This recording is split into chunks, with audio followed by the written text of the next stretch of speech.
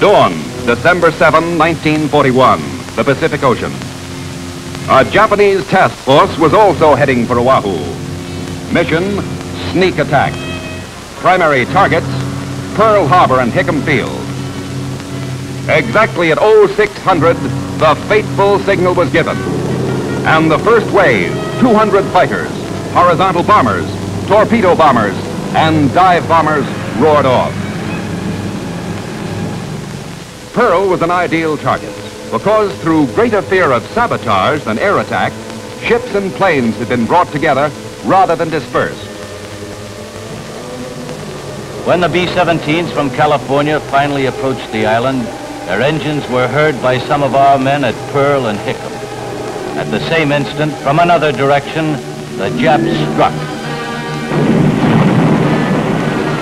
In the midst of the onslaught, the unarmed B-17s arrived.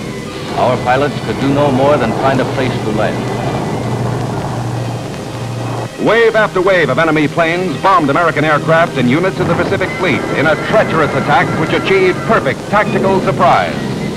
Other Japs went after U.S. fighters on auxiliary fields. In spite of the terrific pounding, our pilots and mechanics were able to get 4 P-40s and 2 P-36s in the air within the first 30 minutes and offer some resistance.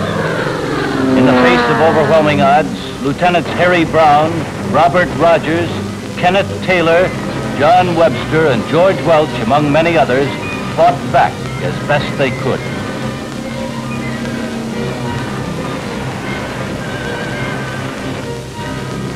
At the end of the single air attack, the United States had suffered a crushing blow, and the nation was at war. The Jap squadrons returned to their carriers with a loss of only 49 planes, a cheap price for so great a victory.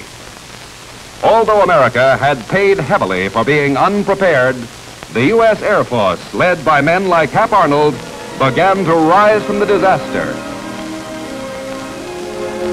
We are faced with a tough job,